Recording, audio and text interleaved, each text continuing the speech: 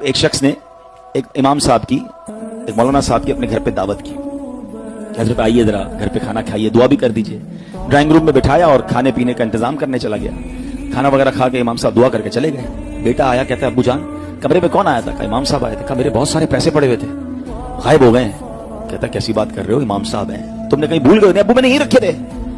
بڑا پریشان کیونکہ پیسے زیادہ تھے، ٹینشن میں آ گیا۔ ابو کو سمجھایا، ابو کہ میں تو امام صاحب سے بات نہیں کروں گا، اتنی نیک شخصیت ہے، کوئی امام صاحب چوری کرنے تھوڑی آئے تھے، تم نے کہیں رکھ دیا ہوگا۔ کہتا نہیں ابو یہی رکھے تھے۔ بہرحال دل میں اس نے رکھی بات، پیسے زیادہ تھے، یاد تھے اس کو۔ 6 مہینے، سال بعد، 1 سال بعد پھر انہوں نے امام صاحب کی دعوت کی۔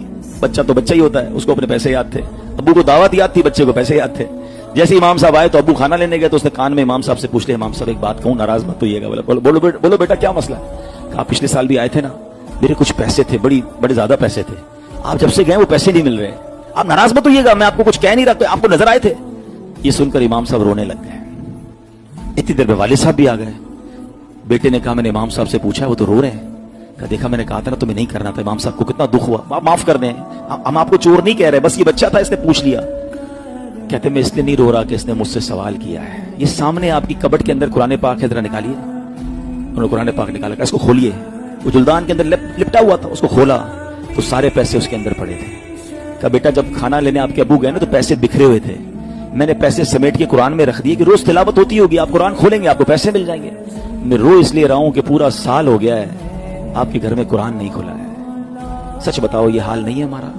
موبائل روز کھلتا ہے، بلکہ کئی بار کھلتا ہے، نماز میں بھی جی جاتا ہے کھولنے کو۔ ابھی بیان کے دوران بھی کئی لوگ چیک کر رہے ہوں گے، چین نہیں آتا۔ نیا سافٹ ویئر آ جائے، نئی کوئی اپلیکیشن آ جائے، خود ہی ڈھونڈ کے اس کا ٹیوٹوریل بھی ڈھونڈ لیں گے، اس کو یوٹیوب پہ بھی سرچ کریں گے، 4 دوستوں سے بھی پوچھیں گے یار اس کے بینیفٹ بتاؤ، اس کا طریقہ بتاؤ، میں آ رہا ہوں تیرے گھر پہ بھائی، مل کے سیکھتے کیسے کرنا ہے۔ آج کل آرٹیفیشل انٹیلیجنس کا زمانہ ہے، کیسے سرچ کرنا ہوتا ہے، کیسے سب کر لیں گے۔ قرآن کے بارے میں یار ابھی تو واقعی مشکل ہے، اب تو کیسے پڑھیں گے؟ جس کو نہیں کرنا نا، ایک جملہ یاد کر لیں، امیر علیہ سنت کا بڑا تاریخی جملہ ہے۔ آپ فرماتے ہیں جس کو کرنا ہو نا اس کے لیے راستے بہت ہیں، جس کو نہ کرنا ہو اس کے لیے بہانے بہت ہیں۔